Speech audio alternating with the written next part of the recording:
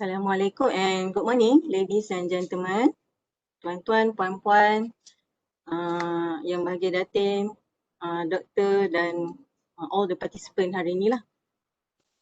So welcome, thank you for joining us for our today's webinar. I'm Siti Runiza bintu Mazaini from STI Perdana UTM KL. So I'm going to be the moderator for today's webinar. Just a few reminders before we get started. Please ensure your mic is on mute for a smooth online discussion. We also encourage the audience to ask questions during this session. If you have any question, please type them into the chat box located on the right side panel of your screen. I read them up for the speakers to answer later in the Q&A session. We will also share a link that you can fill in your feedback about today's program in the chat box. Please click on the link and share your opinion about the program today. Your feedback is very appreciated. We really appreciate your feedback. Okay, for today's agenda, we will begin with a brief introduction. Then we will proceed with our slot with both speakers. Finally, we're going to have the Q&A session. Okay, it's already 10:30. So before we begin, I would like to thank all of you for joining us today for the special webinar titled Environmental Sustainability in Malaysia, the Challenges. Is it clear for everyone? Okay. Yes. Thank you.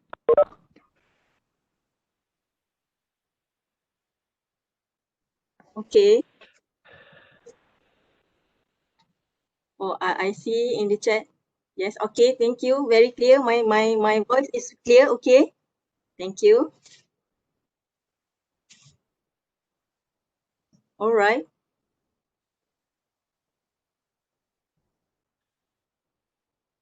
So don't forget to ensure your mic is on mute during the session, unless if you want to highlight some questions. Okay. I think we better start with the introduction. Mr. Aizat, please.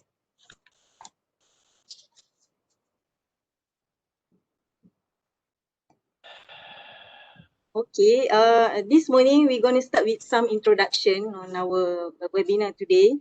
Ladies and gentlemen, I really need your attention this morning. Let us start. Okay, what is environmental sustainability? What does it mean? Actually, it is our responsibility interacting with the planet to maintain natural resources and to avoid jeopardizing the ability for future generation to meet their needs. Next, let us take a look at some sustainable example development in helping to change the world and preserve our future. The first example is solar panels. I think everyone here really have seen some solar panels. Solar panels are one of the most easily recognizable example of sustainable development. It can be fitted to buildings of any shape or size with a cost lesser to install than they ever have. Solar panel can provide enough power to make a building completely energy independent. The second example is waste to energy recycling. This is a method of turning waste into energy, and yet another one of the best sustainable development example. These facilities use combustion to turn non-hazardous waste into steam, energy, and electricity. Rather than being sent to a landfill, waste such as rags, absorbent, PPE, and organic debris are combusted and used to provide energy, reducing a building or area's dependence on external energy providers. Next example is water treatment plants. These plants intake oily water, bases and water-based acids and turn them into clean water that can be used for industrial purposes. Not only does this help eliminate pollutant from water cycle, but it also reduces the need for outside water providers. This will make water treatment plants another one of our favorite sustainable development example. Last but not least, why do we need a sustainable environment? Ladies and gentlemen, sustainability is important. For many reasons, it includes environmental quality. In order to have healthy communities, we need clean air, natural resources, and a non-toxic environment. Sustainability aims to use our resources efficiently to benefit our nation and community.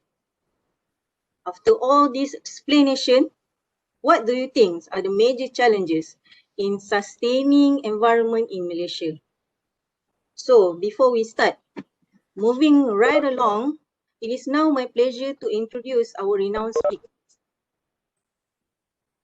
Our first speaker, Ms. Zoraini Ahmad Tajuddin. She has started her career with DOE, Department of Environment Malaysia, since 1994, experiencing for more than 20 years in environmental impact assessment, hazardous waste management, enforcement, as well as prosecuting Environmental Quality Act offenders. Maybe she has encountered a lot of court cases related to environment. Appointed by Environmental Institute of Malaysia as a speaker and also as a trainer in hazardous waste management for industries, for consultants and officers of DOE Malaysia. She has graduated at the top of her ecology class from University of Malaya. Currently, Ms. Zoraini is the Director of Strategic Communication Division, DOE Putrajaya. I believe that she encountered many kinds of challenges in ensuring and sustaining the Malaysia environment for the past 20 years. Our next renowned speaker, Dr. Zorina Mokta. She has been an administrative and diplomatic officer for 13 years with a proven track record in international relations, public policy, sustainable development, strategic planning, innovation, and capacity development at the government ministries, United Nations agencies, and universities. She went on to earn a Master's of Philosophy in Conservation Leadership and a PhD in Policy and Management Engineering, both from University of Cambridge, United Kingdom. Currently, she is Principal Assistant Secretary, Strategic Planning and International Relations Unit, Kementerian Alam Sekitar dan Air, Kasa Putrajaya. Now, without further ado, I think we could start. We will turn the time over to Dr. Zorina. Hi, Doctor. Hi, How are you? I'm good. How are you? I'm okay, Alhamdulillah.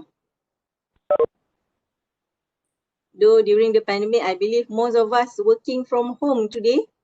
Yeah, I'm working from home now. You're from home also? Yeah. Okay, I am handing over the session to you, Doctor. Okay, thank you. Let me Screen is first yours.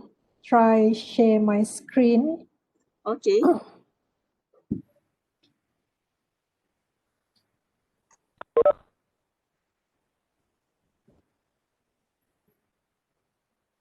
All right. We can see it. Okay, it's clear. All right. So, Bismillahirrahmanirrahim. Assalamualaikum and good morning. Thank you, moderator Puan Zoraini, fellow panelists. The moderator is Puan Runiza and fellow panelists Puan Zuraini and everyone who's watching our webinar session this morning. Assalamualaikum. I hope everyone is doing fine. Of course, despite this pandemic, I believe that most of us are working from home this morning. So first off, I would like to extend my sincere appreciation and gratitude to the organizer for having me this morning. My name is Zorina. I'm from the Strategic Planning and International Relations Unit, Ministry of Environment and Water, CASA. So this morning, I'll be sharing with all of you some of the things that we are doing in CASA in striving to achieve environmental sustainability. What are the quests that we are focusing now and how you can help, as well as what are the challenges in striving towards environmental sustainability. Right. First thing first, before anything, I would like to first touch a bit on the concept, or broadly, what is environmental sustainability, what it entails, what is the relationship between environmental sustainability and sustainable development. And secondly, I will bring you to some of the things that we are doing in CASA in order to achieve environmental sustainability. And number three, we are looking at the international levels, what are we doing in aligning the global agenda to our own goals in the ministry, all right? So now, as what the moderator, Puan Runiza, briefly mentioned in the beginning, sustainable development is the development that meets the needs of present without compromising or neglecting the ability of each generation to meet their own needs. So I think most of you have heard about this sustainable development definition so many times before, right? So whenever we're talking about sustainable development, we talk about these three components: environment, social, and economy. And sometimes people put it in another way, talking about the three Ps: planet, profit, and also people. So they are basically the same things. So it is almost impossible for us to talk about sustainable development without also talking about environmental sustainability, because these two things are related, they're interlinked directly, right? So environmental sustainability make up sustainable development. Environmental sustainability is the most important pillar of sustainable development. So if you look at the definition of environmental sustainability, it is ensuring future generations to have the natural resources available to live an equal, if not better, way of life as current generation. So again, when you look at these two definitions, they are mutually reinforcing. They are supporting one another. Look at the diagram there, right? So when you're talking about sustainable development, we cannot just focus on one element of sustainable development. We should look at all the three components. We should be able to have environmental that is viable, an economy that is viable, bearable social livelihood and bearable environment, and also equitable social livelihood and equitable economy. So this is what sustainable development is all about, right? In CASA, although we are the Ministry of Environment and Water, we are not just focusing on conserving the environment. We are also trying to support our economy. We are also trying to support our country to move towards a better economy, right? So we need to also think about the social livelihood, the economic aspect, not just enforcing environmental regulations and act. Okay, so this is very briefly and broadly the definition of sustainable development and environmental sustainability. Now, moving on, right, this is, I think, very interesting. What I'm trying to show to you here is an example that is very near to us. It's how intricate the process of striking the balance of these three components to achieve sustainable development.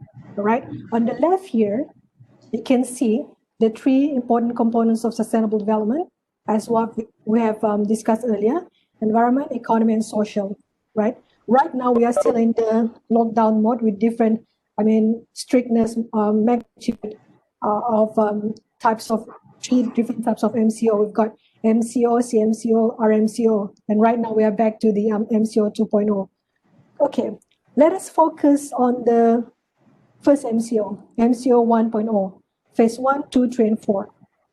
You can see very clearly there, for the social livelihood, it is not good for us because we've been in the lockdown mode. We've been indoor for so many weeks. The economy cannot move forward. There's so many industries that cannot do anything. Everything was put to halt for weeks during MCO 1.0.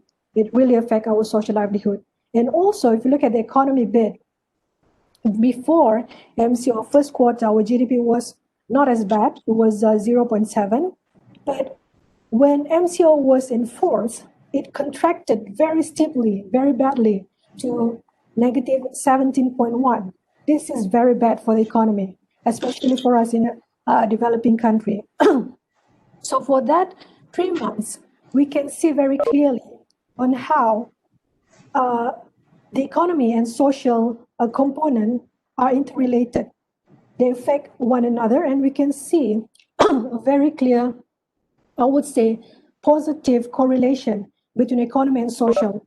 Whatever is affecting the social will also affect the economy, right? So if you look at the environment bit, on the flip side, the environment is actually thriving. I would say that the environment was the only beneficiary of this whole pandemic that we're having right now. All right. So we can see the negative correlation between economy and the environment. So this is how intricate and complicated it is to strike the balance between these three components. Okay. So if we were to come out with Pasamon's assumption about this whole situation, I would say that the longer the lockdown, the better the environment rejuvenates, but the steeper the economy contracts, right? And only strict lockdown could result in a significant improvement in the environmental quality. But in reality, no country in this world, no matter how developed the country is, can have an extended or can have the lockdown mode forever. The economy needs to move, the social livelihood needs to be adjusted, need to improve, right? So likewise, in the Ministry of Environment and Water, although we are named after environment and water, we are not just focusing on the environment. We do our enforcement and everything in a way that also support the economy to grow and improve our social livelihood. So this is just one example that I would like to share with all of you on how intricate and how complicated the process of striking the balance of these three components in moving towards sustainable development. Okay? Right. Second agenda. Now, I would like to share with all of you what CASA is doing and our quest towards environmental sustainability, or potentially how you can help us to come on board and join us and be the force towards sustainable development. Right. So CASA, who are we? In CASA, we have got two very important sectors. The first one is the environmental sector, consisting of environmental management and climate change division. Number two, we've got the water sector, consisting of water and sewerage division and water source and hydrology division. We've got 6 very, very important departments, without which I think the economy cannot grow, the environment cannot thrive, and our social livelihood may be affected. So these 3 important departments are, of course, DOE, or JAS, Jawatan Alam Sekitar, JPS, Jawatan Pengayaran dan Saliran, Meteorologi Malaysia, JPP, Jabatan Perkhidmatan Pembentungan, BBA, Bahagian Bekalan Air, and JBK, Jabatan Biokeselamatan. So these are the departments under our ministry. We've got one commission, SPAN, Suruhanjaya Perkhidmatan Air Negara. In 5 or 10 years to come, we would like to have another commission in our ministry, which is the Commission of the Environment, or the Environmental Commission. We've got one consortium. I think everyone knows about IWK, in the Water Consortium. It is under us. We've got 2 companies, MGTC, Malaysia Green Tech and Climate Change Center, Pengurusan Aset Air Berhad, and 2 research institutes, Nahrim and Yapazam, Yayasan Pendidikan Untitled Sultan Mizan. So this is who we are and what we are, right? Before CASA, the environment was just a component of a bigger ministry. Before CASA was established in March last year, the environment was just a component in MASTEC, the Ministry of Energy, Science, Technology, Environment and Climate Change. And prior to that, environment was a component in NRA, Natural Resource Environment. So right now, you can see that government is empowering us to proceed with this environmental sustainability agenda as one big ministry. So this is what we are now.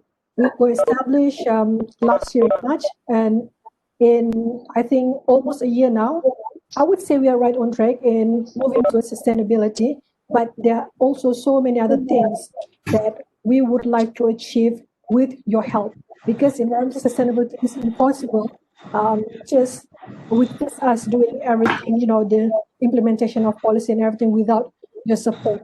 Environmental sustainability is not a one-man show. Okay, now this is the major reference that we are using in moving towards environmental sustainability.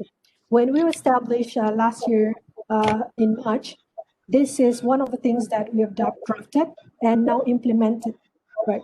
So as what you can see here, we've got 26 initiatives and targets that we'd like to achieve. We've got the short-term target until 2023, medium-term target 2025, and long-term target 2030. I don't think you can see everything very clearly here, but you can just scan the QR code to have a better and a clearer view of all the 26 initiatives that we've got under 4 trusts. Trust number 1 is empowered governance, number 2, green growth, number 3, strategic collaboration, and finally, social inclusiveness. I may not have time to take you to each one of the initiatives, but I'll just pick one initiative under each trust and share with all of you what we are doing to achieve environmental sustainability.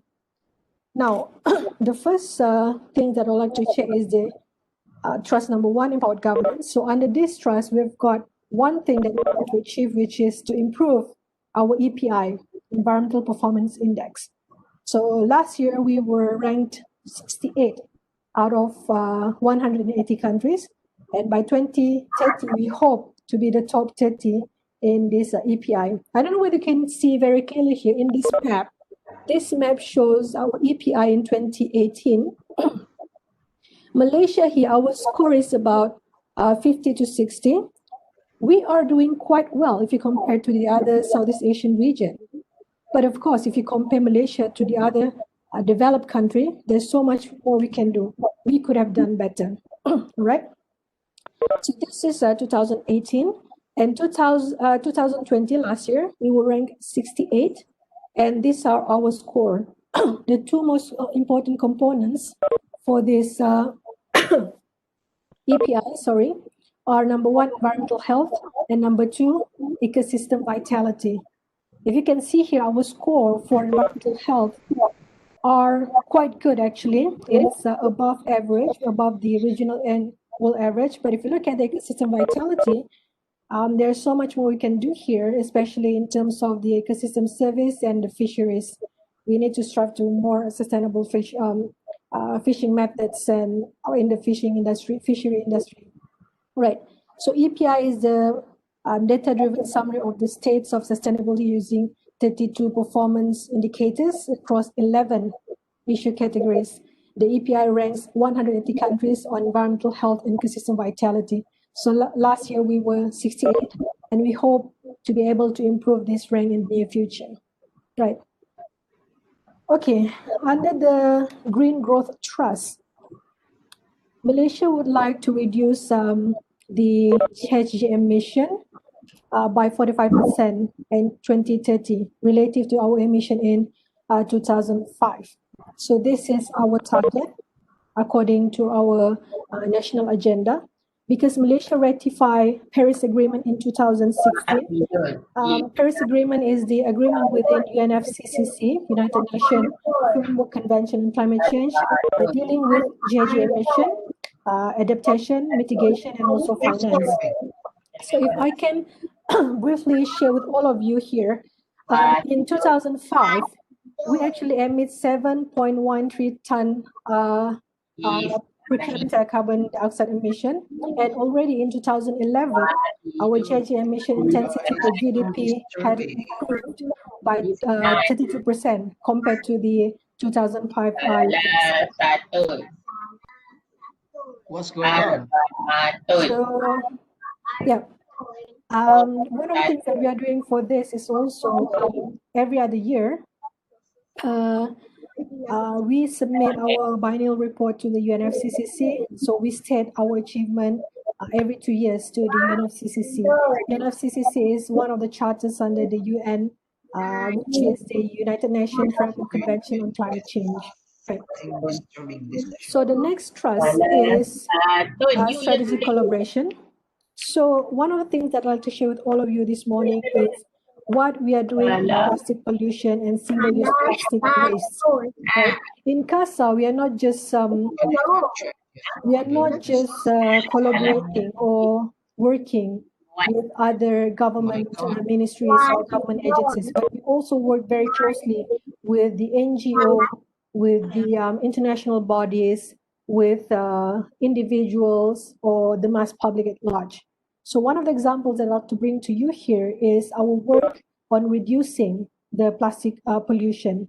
So last year, we managed to reduce 5% of plastic pollution with the help of the NGOs, international bodies like World Bank, and by 2030, we would like to reduce more, up to 25% compared to the 2020 levels. So how are we doing this?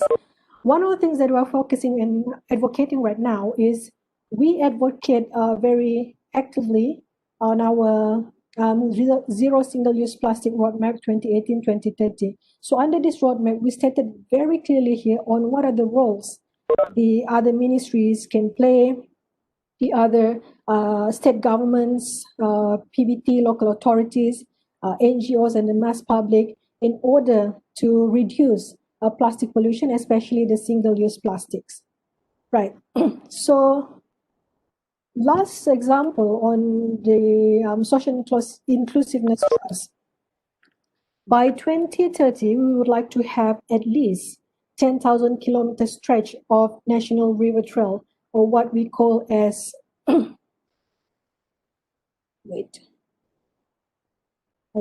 what we call as the Denai Sungai Kebangsaan.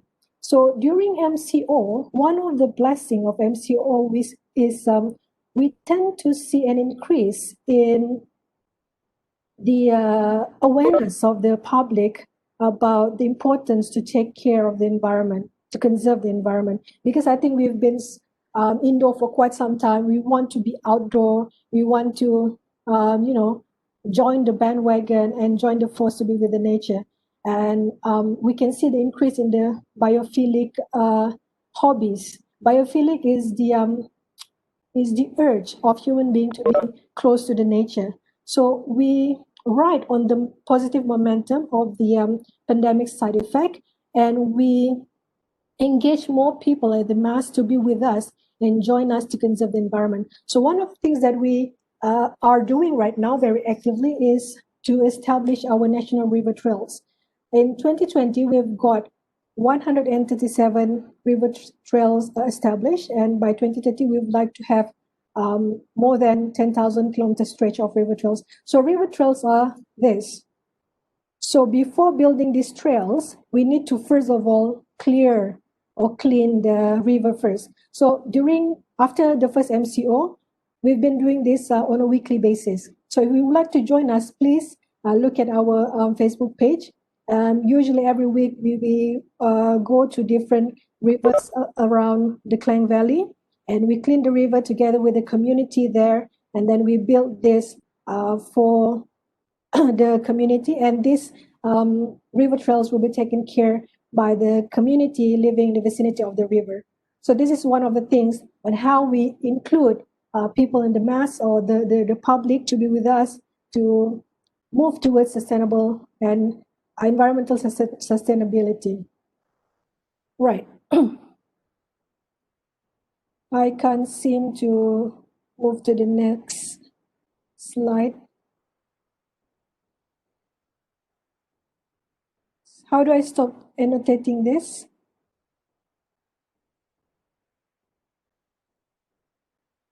Okay, now this is going to be my last agenda.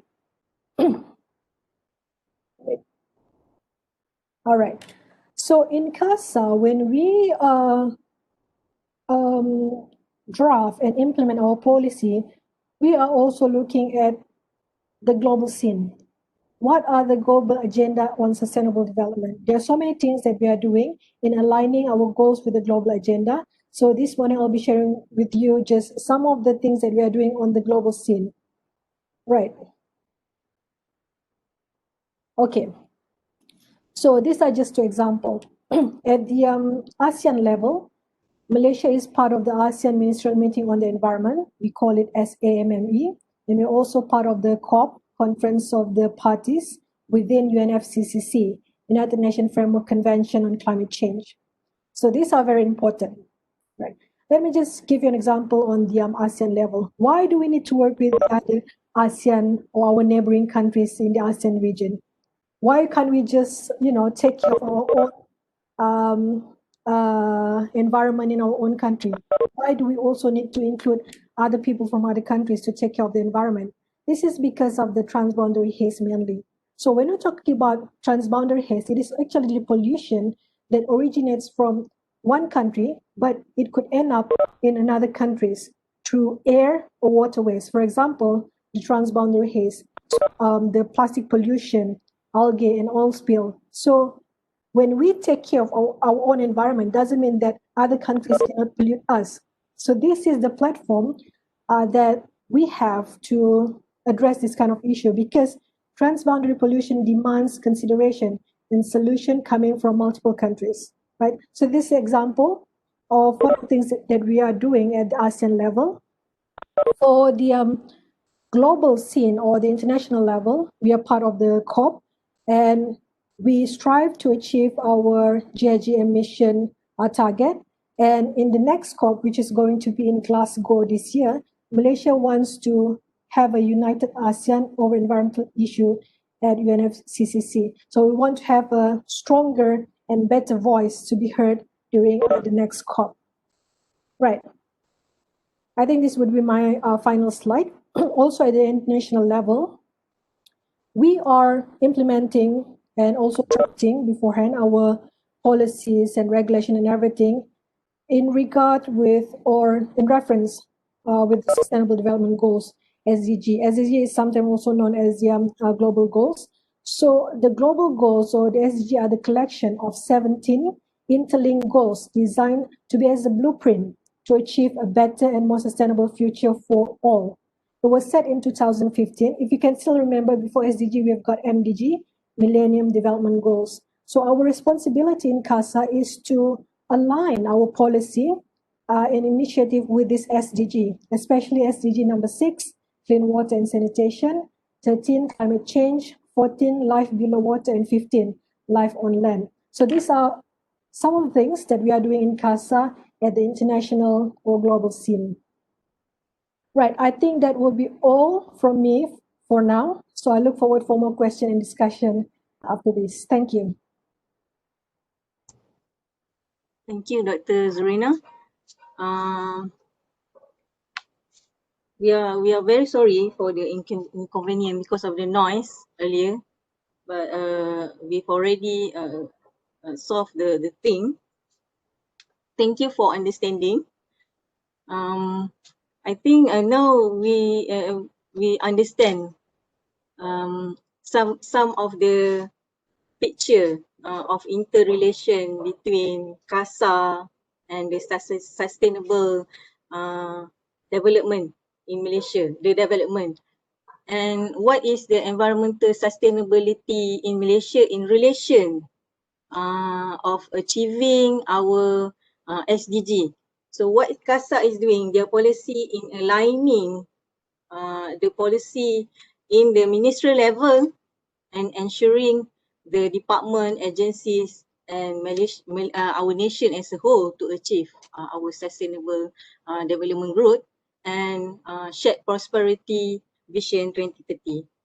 So I think Puan Zorina, it's very a good presentation. I think all of us also really interested in hearing that, though all the noises. Okay, next, It's fine. maybe we should move with our second speaker, Puan Zuraini. I'm testing your voice. How are you? Hi. Good. Are you in the office? Yep. Yes, I am. Okay, Puan Zuraini. As we know, the Department of Environment Malaysia is an agency that responsible for promoting, conservation and sustaining sound environmental management in the process of nation building and ensuring the environment is always clean, healthy and safe for the well-being of people in Malaysia. So Puan, maybe you can share with us. I think that everybody here knows of Jabatan Alam Sekitar. Maybe they will associate this with the pollution cases that recently happened. But what is the function of DOE actually?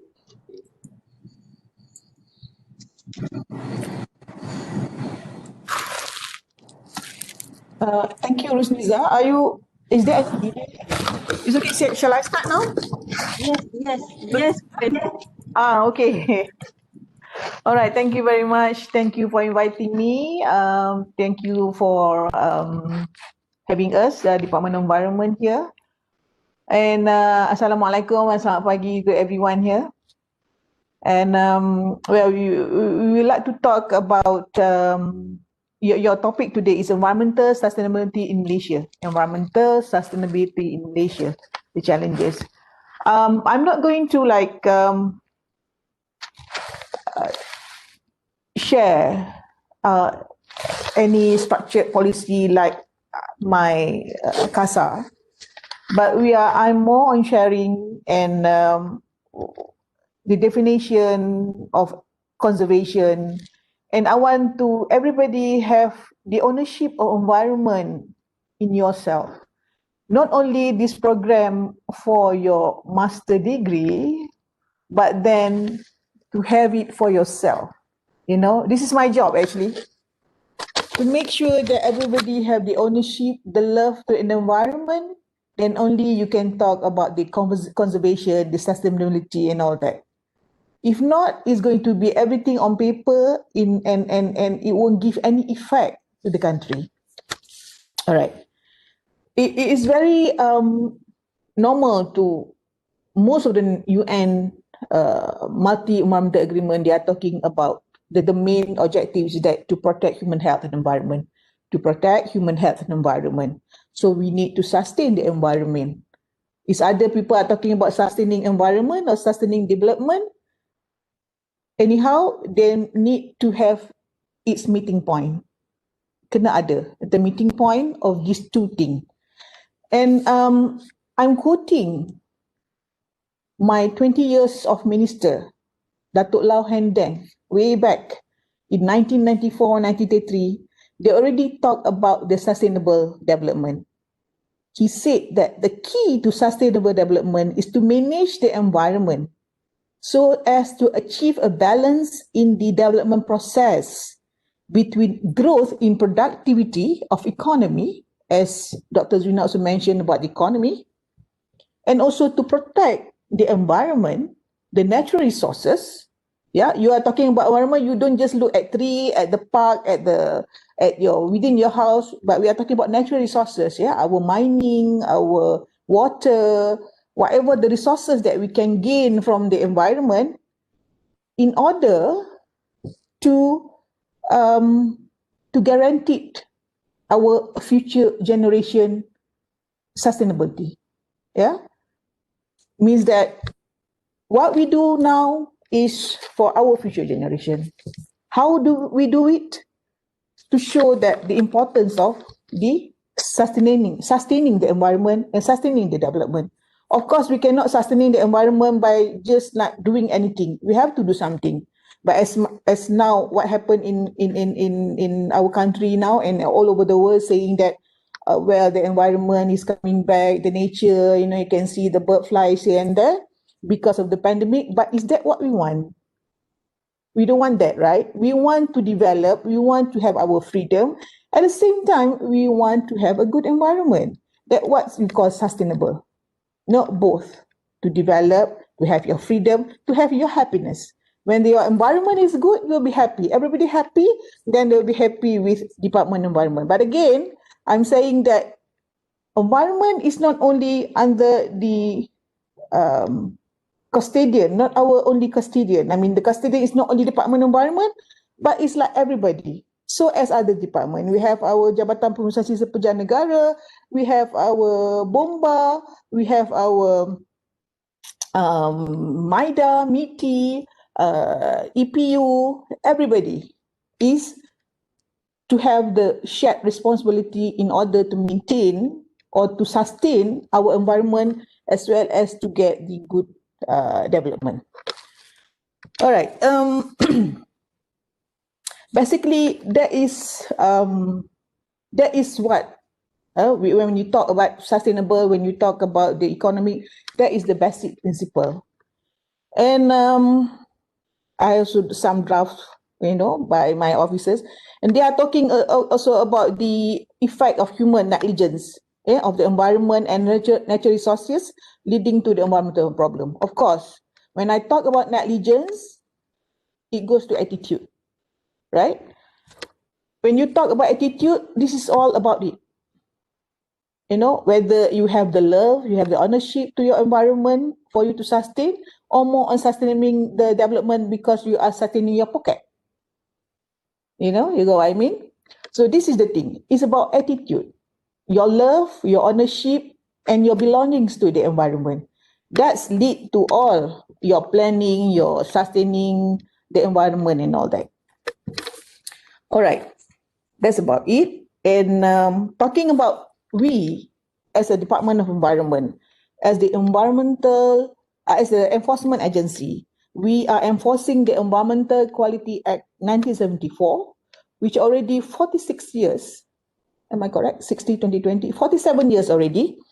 So, and that thing is not only to court the environmental offences. No, it's also talking about planning from the early stage, licensing, environmental impact assessment, design of industrial effluent treatment system, design of scrubber, talking about how you maintain your hazardous waste, how you manage your hazardous waste and all that. It's a very wide scope of Environmental Quality Act, but this act is not all. We need, again, I said that other departments should be joining us in taking care of the environment. Other than that, as I said about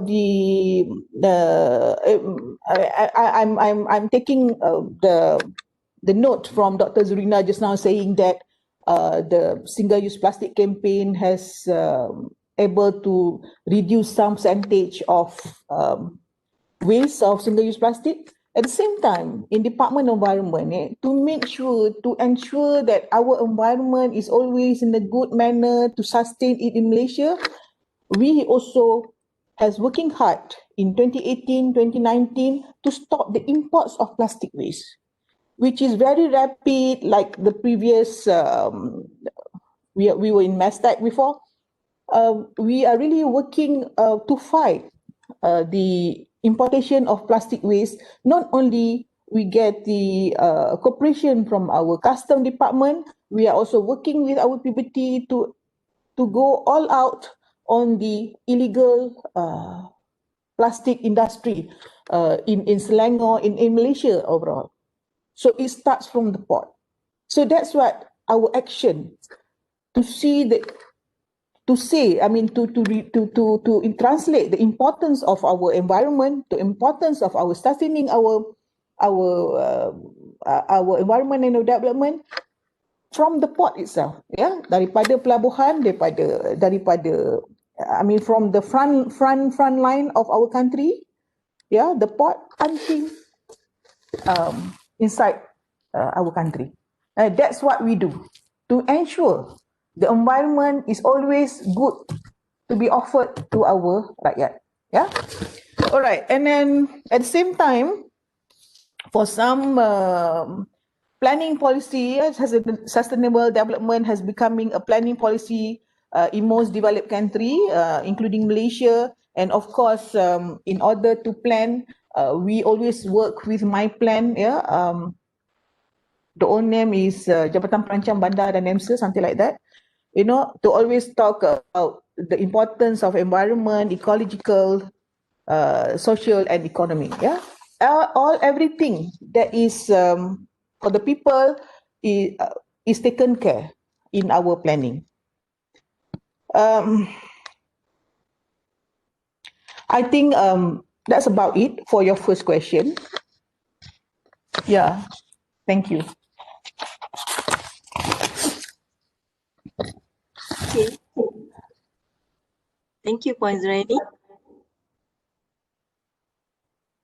Okay, everybody, don't forget ownership. Ownership is very important. Ownership will be the basic thing that we should remember when we are thinking of conserve the environment. That's what I really remember from what Puan Zuraini said. Okay. Earlier you have said something on the Akta Kualiti Alam Sekeliling Environmental Quality Act 1974. So this is the act that relating to DOE in preventing abatement and control of pollution and enhancement of the environment.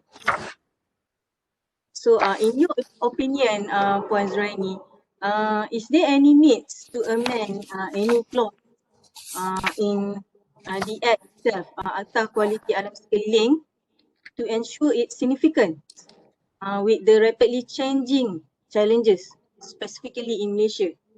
What do you think? All right, thank you, Rosniza. I think I got some more notes on the second question that be given to me on the function of DOE. Probably I should explain that first, then I will follow up to whether what I think or what we already thought. Yeah, Department of Environment historically we have started in 1975. Yeah, the law is 1974, so we have started in 1975. We started from Ministry of Science, Technology and Environment, and then we moved to NRE, we moved to MASTEC, we moved to CASA. We keep on moving. It's either people really want us or people don't want us, because whenever you hold the Department of Environment, you will have a lot of job to be done. All right.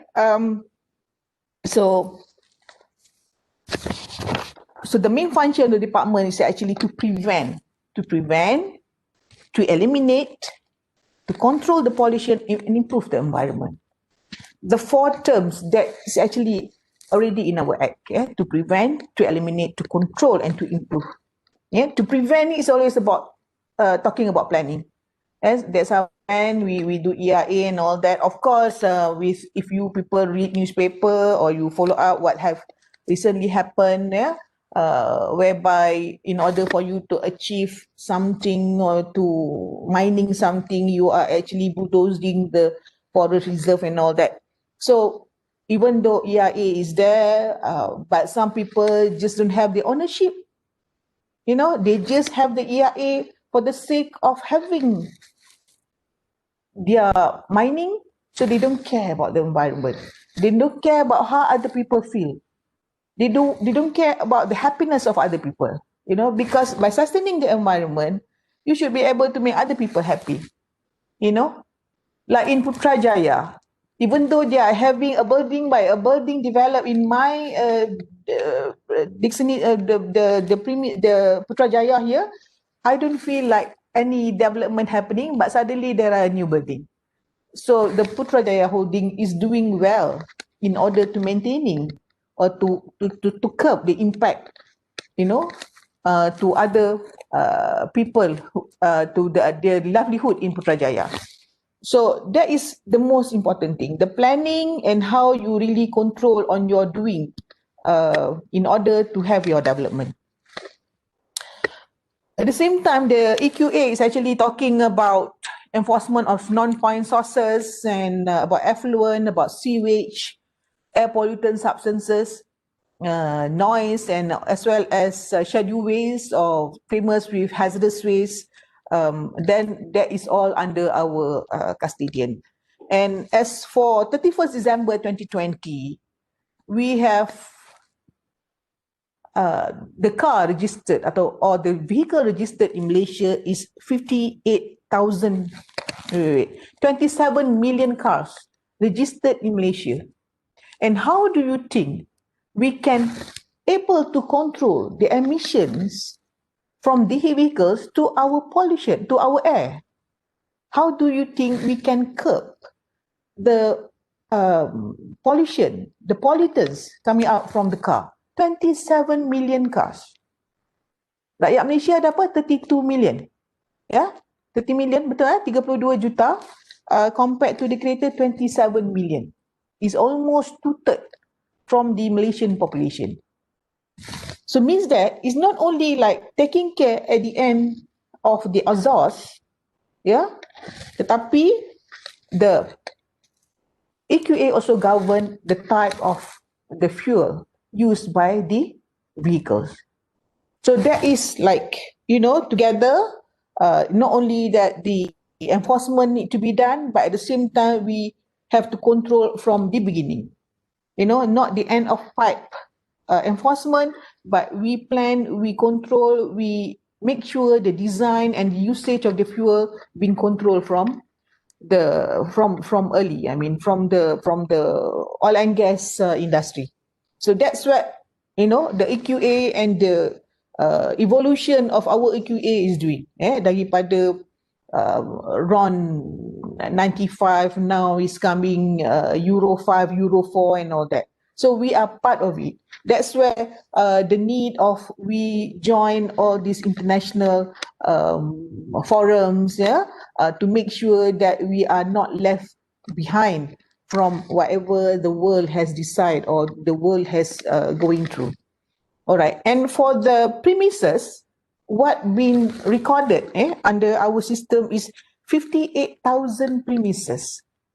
And think again, how do you think we can control each 58,000 emission, the stack? And how can we control the effluent coming out from these 58,000 industries? And how do you think we can control the hazardous waste generated by each industrial process?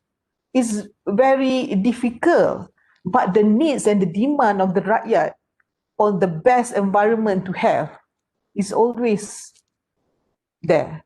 Yeah, people can complaining in the Facebook saying DOE tidur, DOE here and all that, but this is the challenge. As we are moving forward, the industry is progressing. I mean, they keep on increasing the numbers. MIDA keep on calling the investor, but how actually we control and to make sure all this does not really give a very, in a way that to say that how do we really sustain our development and sustain our environment? Yeah. All right. And also, as in DOE function, as I mentioned, that we are also be part of the many international environmental convention, such as Montreal Protocol, talking about the ozone depletion substances, where all the effort,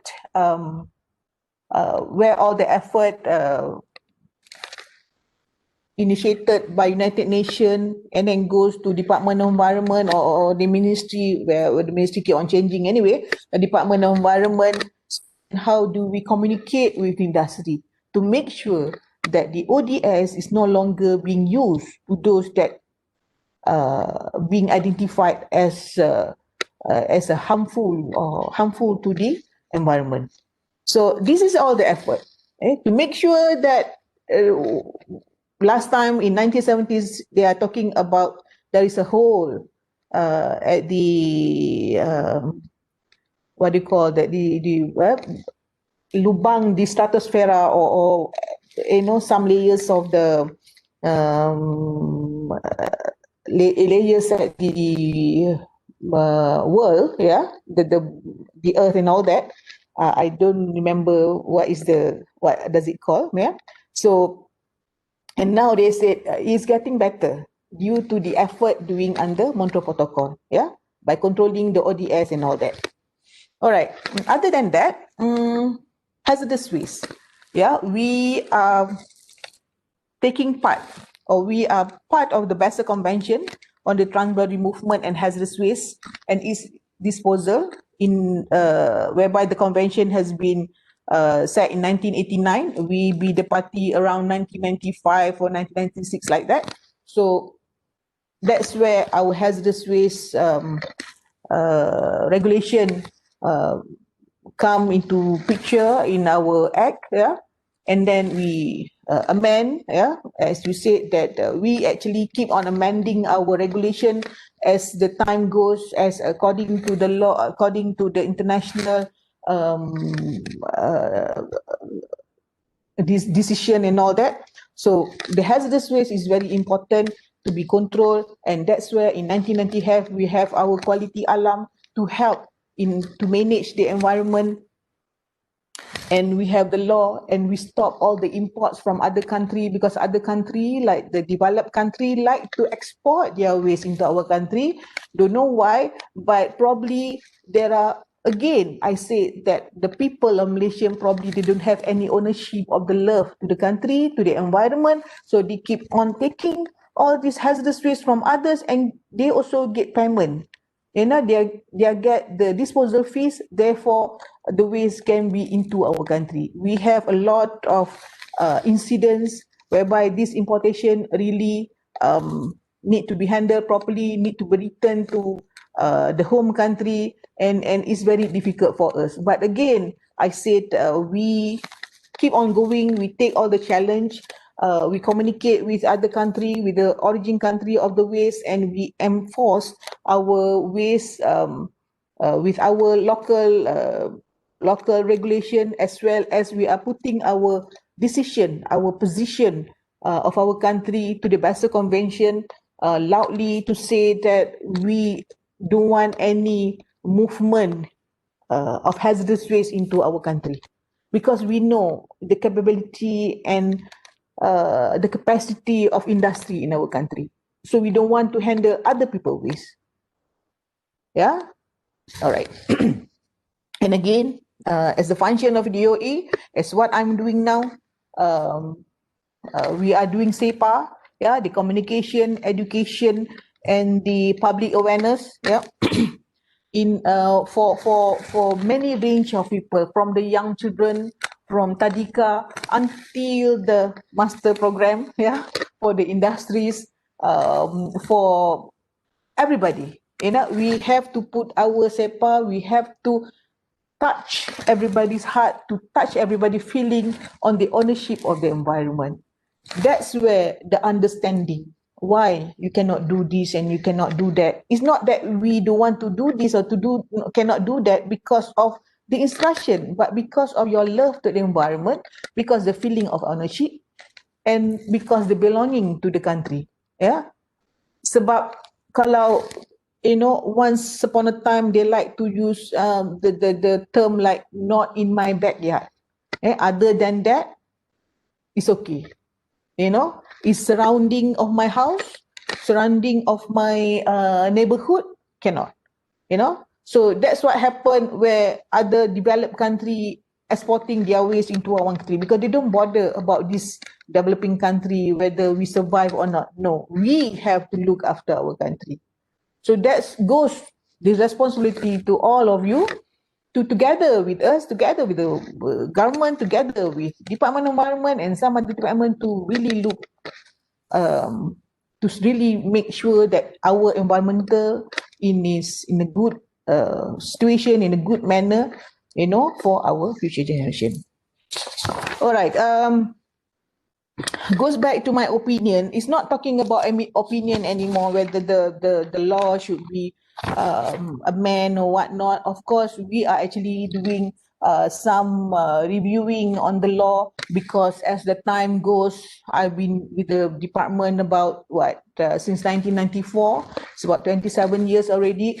It's just like two-thirds from the department age. Yeah, we start in 1975 and I start in 1994.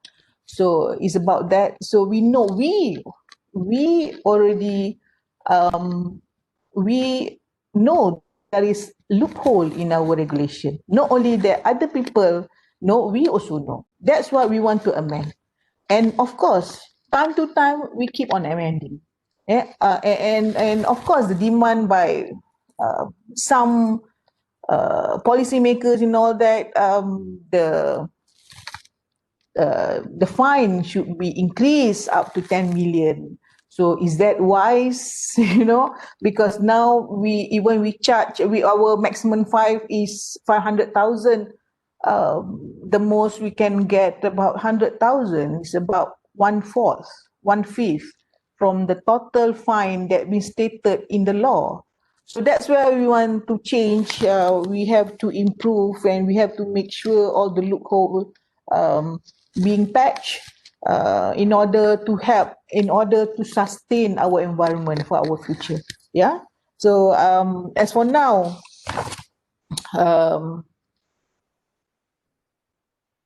yeah, I believe that's all. Of course, we are doing our amendment to the law, and there are a lot of things that need to improve. The things that we cannot offer compound, we will do that, and we will increase the fine, and some other things that might help us and might help our future DOE. Yeah, because everybody will leave the department and the young people will replace us. Of course, we want to make sure that whatever any mistake that being done in the past being corrected now, and for them to go ahead in managing the country, and of course to lead the department environment in the future.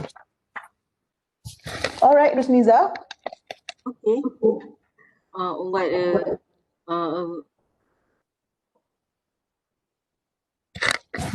very interesting explanation and sharing, Puan Zorina. While you answering to my question, we've got lots of question here in the chat box. Example here, Salam Puan Zuraini, we are from NGO related to environment.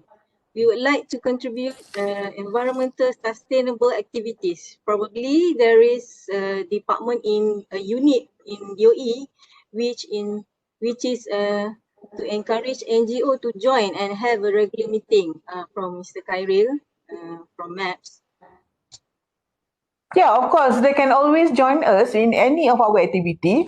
And of course, you can always also join CASA in all the activities that we initiate for the community, for the public.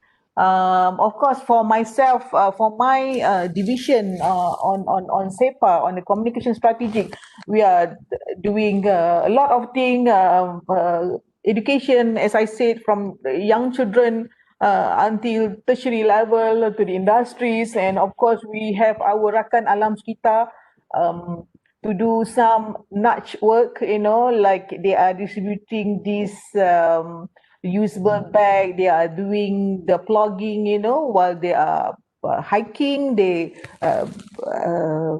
take all the collect all the rubbish along the way, so as to show the example for other hikers, saying that please don't throw your garbage in this place, this wherever you do your hiking, and of course we plug, many of our state office also do the plugging along the beach, banyak sampah kat situ, then you people can help, and we will do, as for example, as well as what been done by our Datuk Sri KSU. We started with the nice sungai to to make sure that other people look at what he's doing and follow through.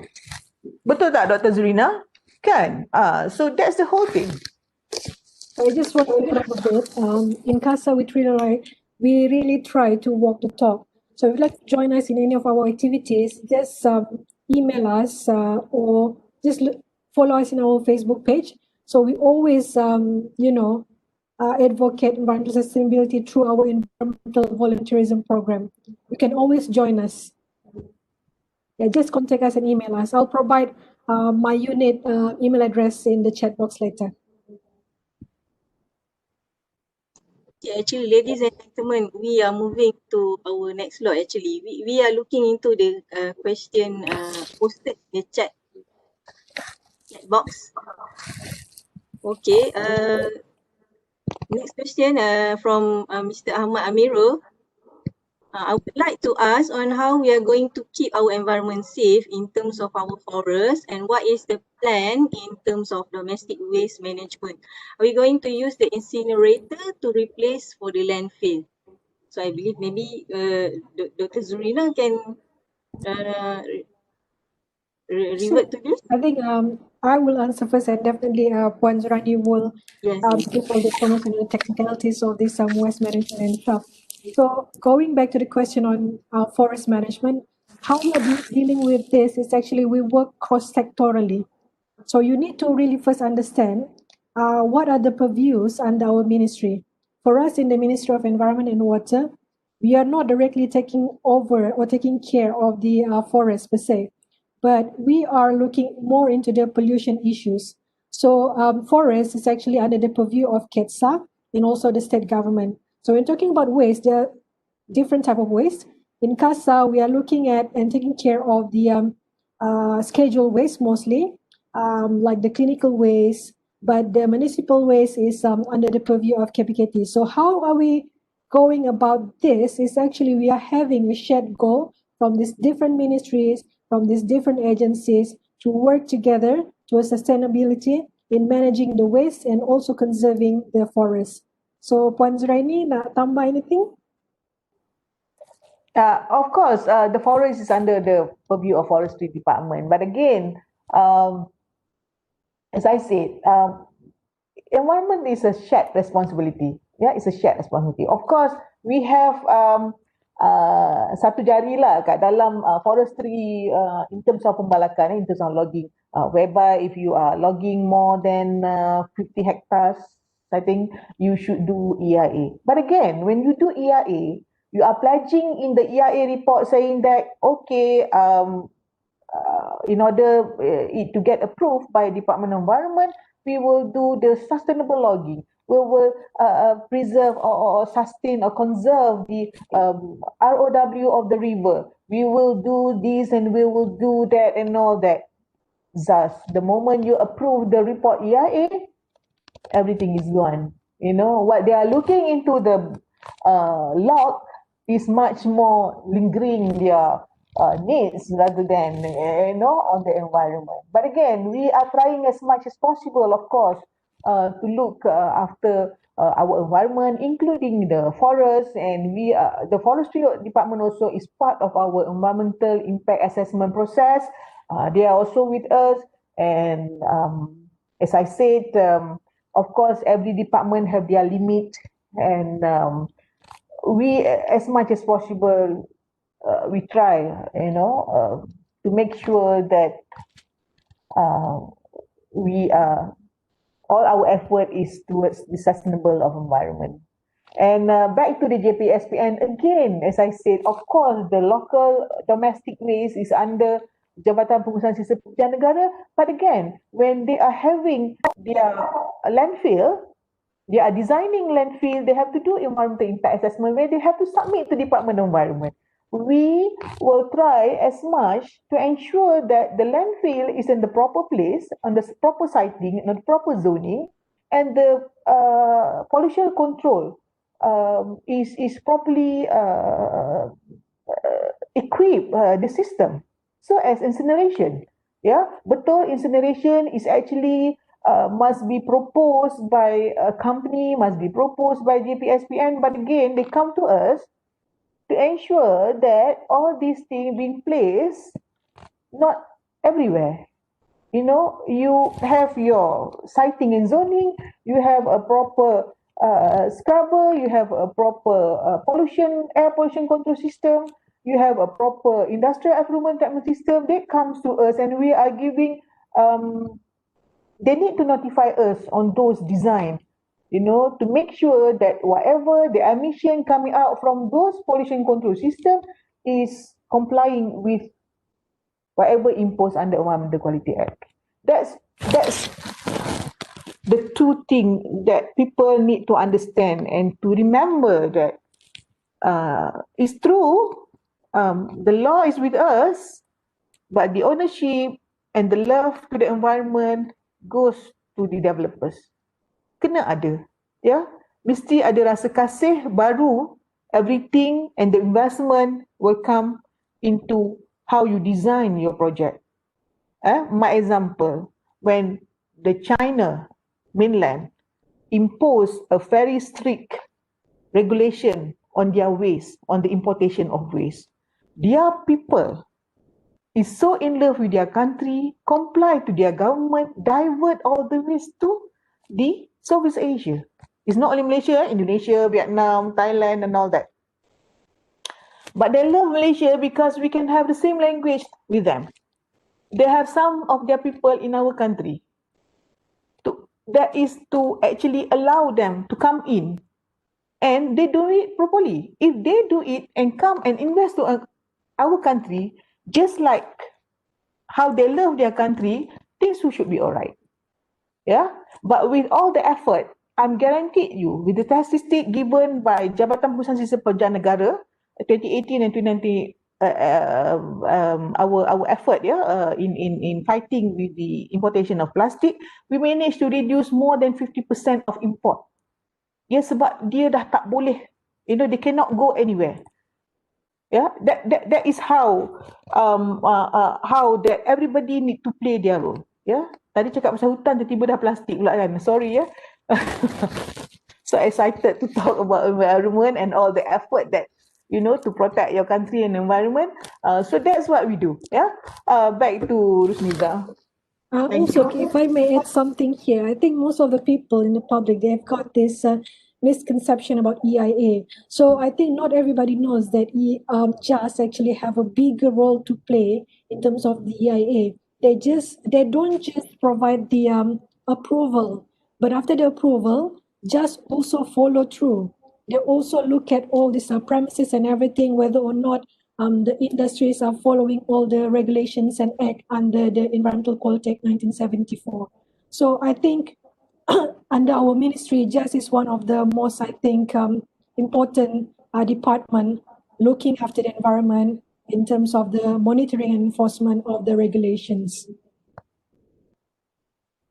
Okay, seems like the question keep coming in, but some of the questions has been replied by Dr. Zorina.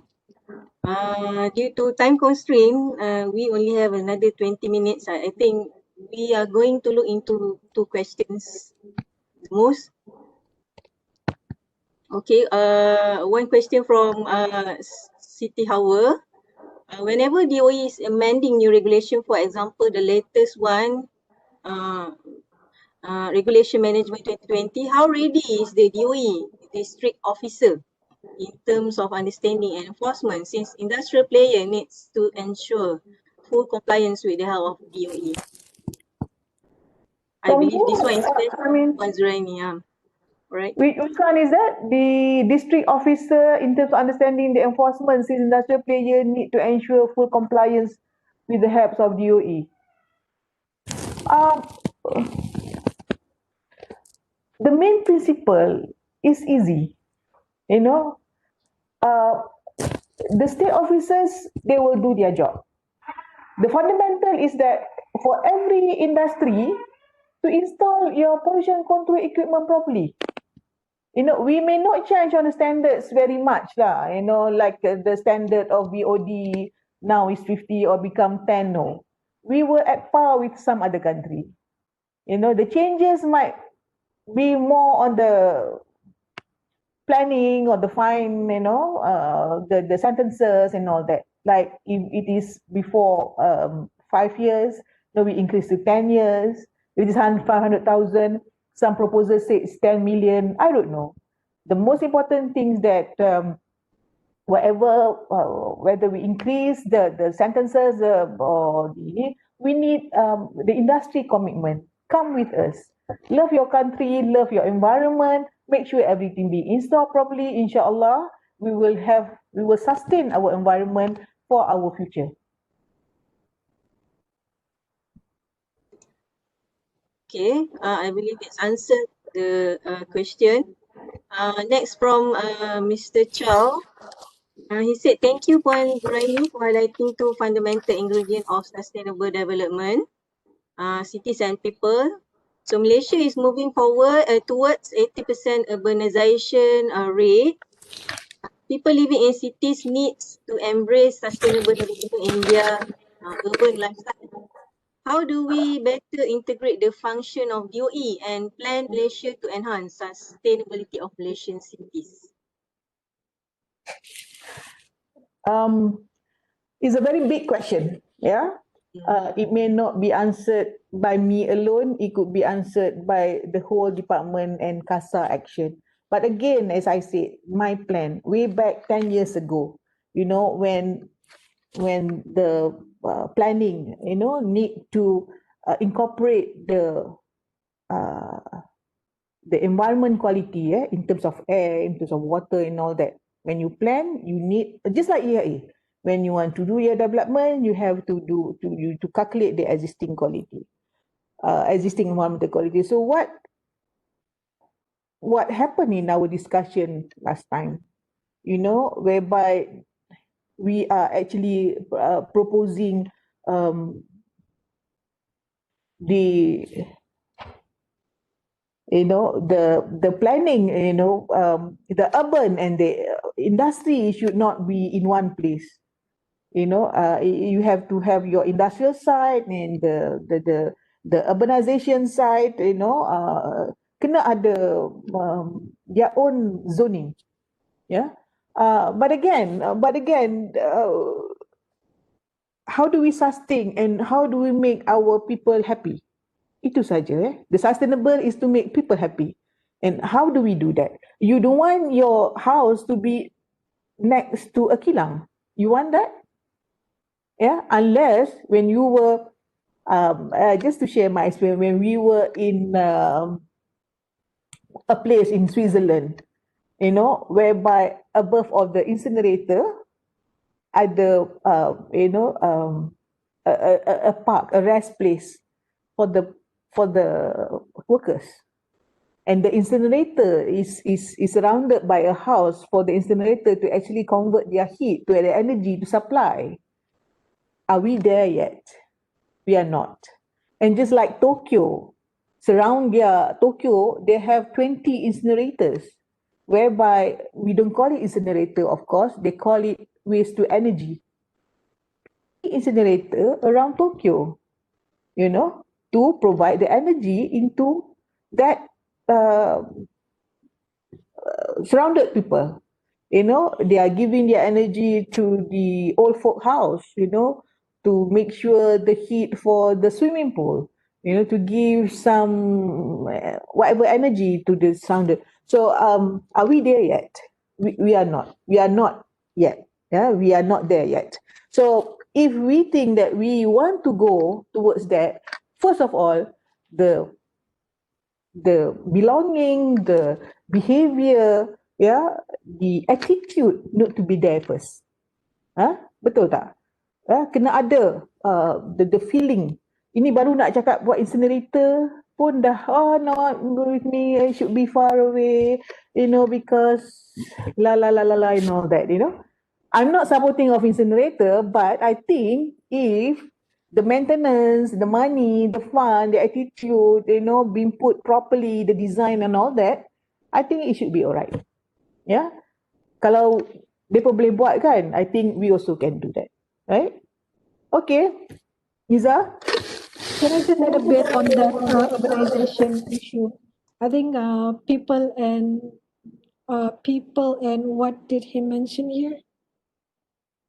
Cities and people. Yeah, urbanization really is really close to what we are doing in CASA, because urbanization is affecting the environmental and water management directly. Because if you might already know, by 2050, 2/3 of the world population might face water shortages. So if you go back to the 36 initiative that we have in CASA, we are implementing and drafting our policy in a way that will also cater urbanization in Malaysia. Yeah. Yep. Okay, thank you. Maybe we can share one last question.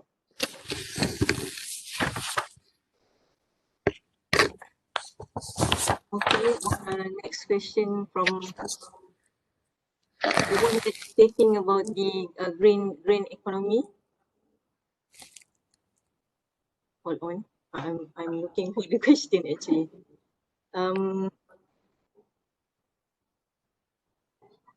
Okay, from Sarah. Of all 13 states in Malaysia, which states are among the top 3 that is green? And what is the requirement of green state? Oh, green cities. Are you talking about green cities? But they are asking related to states, which state are among the top 3 that is green and has better environment quality? We don't do the rating anyway, but if you look at the Murni Net under Kementerian Perumahan Kerajaan Tempatan, they have their rating for all the municipal council, for the state and all that. And that's where it not only talking about the environmental quality, they are talking about the sustainable development, sustainable cities. You know, you have your good school, you have solar panel for your energy, and so on and so forth. There's all marked and rate under Kementerian Perumahan dan Kerjaan Tempatan.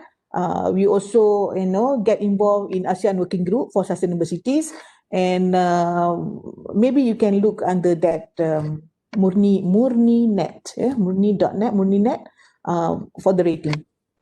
And also you might want to look at the LCCF, Low Carbon Cities Framework. I think it was still under MESTEC. They use the carbon emission, low carbon emission as a proxy for greener cities. Okay. Thank you for all the questions posted in the chat box. I believe we have we due to time constraint, I believe that we couldn't cover all the questions, but we the secretary will revert back to the question. We will give the presentation and the speakers, and we will reply back. We only have less than 10 minutes before our session ends. So to both of the speakers, before we end, is there anything that both of you wanted to share with us in relation with our topic today before we wrap up? Maybe Dr. Zorina can start. Oh, Can sure. give Yeah, I think I'll just wrap everything up with just simple things that I would like to advocate here. Actually, there are so many things and so many avenues Malaysia can help to save the environment. But the bottom line is always to change your lifestyle first to the one that is greener. We need to stop being complacent and being adamant to our current lifestyle. You don't have to be Greta Thunberg to really make a change and to really save the world. So I think three simplest steps that are within our control that you can start off with if you haven't already done so are simple things that you can do at home, in the office, to save the environment. One would be to cut down your consumption, use your resources wisely. Any resource at any level and anywhere, think twice before polluting. We don't want to be the source of anthropogenic pollution. And also volunteer for the environment. If you could not volunteer your time, volunteer your money for the NGOs and other bodies doing this environmental sustainability programs. So these small things might sound cliche, but if we are doing our bit, we will definitely do a huge favor to the environment that will, in the end, impact the environmental sustainability. I think that would be all from me. All right. I think with a very short time left for us, of course, before we all of us leave the forum, I want you to like our Jabatan Alam Sekitar Facebook and Instagram. Please follow us. And of course, other than that, as Dr. Zorina mentioned, we need to change our lifestyle. We need to change our behavior. But before that, just how I teach my daughter how to remember the multiply, satu kali dua, dua kali dua. No, I don't teach them to hafal, but you have to know why is it 2 times 2 is 4. That's why you have to know why you plant your tree. You don't plant your tree because everybody is planting. Oh, we have to follow the campaign, so we plant the tree. No, we have to know the plant. Why you are planting your tree? Because you want to jariyah the oxygen. When you plant the tree in Islam, you say you jariyah the oxygen to other people. So that's where you know why you are planting your tree. Of course, other than that, it gives us the green, it gives us the oxygen, it will absorb the carbon dioxide to make the cool environment early in the morning. Dulu-dulu kan, you ada embun dekat rumput kan, sekarang semua dah been cemented kan, tak adalah nak rasa embun lagi. But that is the thing why you are doing your green, your planting, not because of PKP that everybody will buy pot and tanam everything. But again, remember, this is the thing that you want to do because of a reason. Why you change your plastic into reusable plastic, So you have to know why. Not simply, if not, you are 20 cent, bayar je lah, you don't have the feeling. You don't have the ownership. So you go and bring your reusable bag with a purpose to protect your environment. As I said, it has been used for long that you have to act locally and think globally. Thank you very much. Okay, thank you to both speaker, Dr. Zorina and Puan Zuraini. What a very thoughtful session today. After this, everybody should goes back to the fundamental of ownership. When we talk about environment, remember it goes back to ourselves. We couldn't give the blame to others if we are the one who did not do anything in conserving our environment. Okay, well, ladies and gentlemen, that wraps our session today. On behalf of the Secretariat, thank you for all in making the time, and thank you to both speakers in giving their explanation, their sharing their thought for us today. Before we end the session, I would like to remind all the participants to share your feedback with us. You can either scan the QR code or click the link in the chat box. Okay. Don't forget to exercise 3W during this pandemic time. Thank you very much, and Assalamualaikum, and stay safe, everyone. Thank you. Waalaikumsalam.